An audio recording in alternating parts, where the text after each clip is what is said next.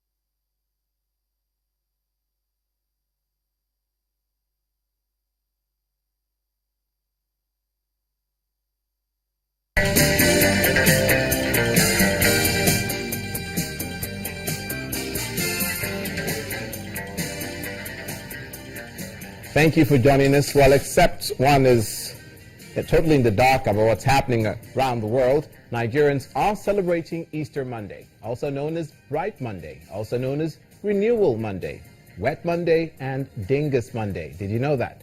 The Monday immediately after Easter Sunday. Formerly, the post-Easter festivities involved a week of secular celebration, but in many places this was reduced to one day in the 19th century. Events include egg rolling competitions and, in predominantly Roman Catholic countries, dousing other people with water, which traditionally had been blessed with holy water the day before at the Easter Sunday Mass and carried home to bless the house and food. Back here in Nigeria, the day is marked by visits to fun spots as well as other leisure venues, not forgetting going to church.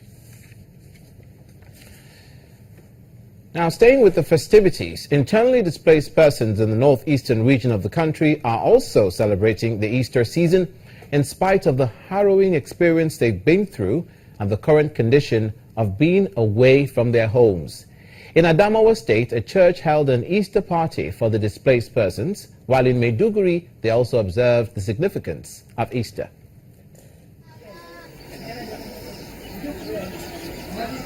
It's Easter Monday, and like every other person, the internally displaced persons are also observing the holidays.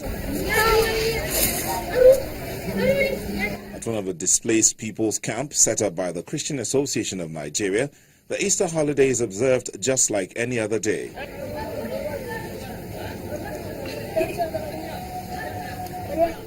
The Khan Center is home to nearly 4,000 people dislodged from Goza Local Council of Borno State. The circumstances under which they left their homes have not in any way dampened their excitement and the essence of the season. Martha has just noodles to cook for her children. God has been providing for us, and He has been blessing us in many ways.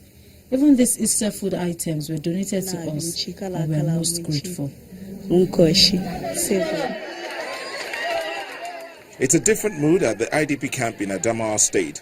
The Easter holiday here is fun, especially with the intervention of the Catholic Church organizing a party for them.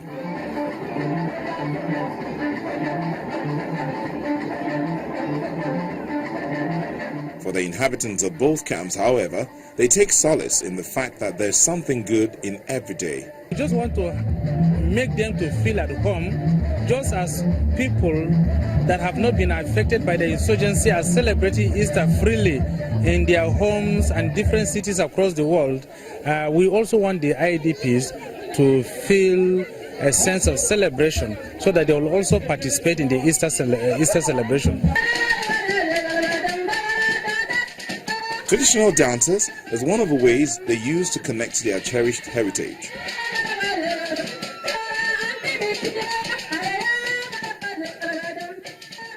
And the little ones were not left out too. It's a double celebration for them as two couples separated by Boko Haram's attacks were reunited.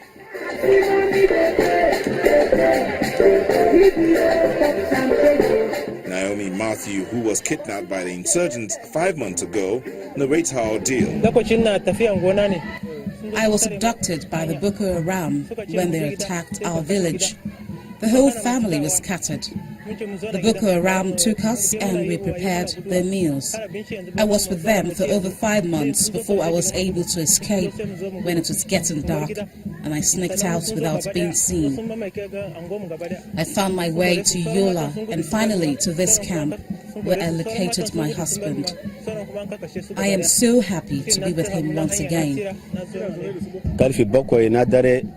A lot of people were killed, but I managed to escape with other people to Yola.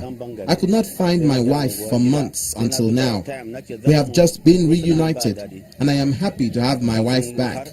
As these displaced persons celebrate the resurrection of Christ, their prayers remain filled with hope of a return of lasting peace to their communities, so that they can one day return to their homes. That was in the northeast. Now in the north central, the wife of the Benue State Governor, Mrs. Eunice Otom, has called on the State Emergency Management Agency to improve on the sanitary and health conditions of all the internally displaced persons camps across the state.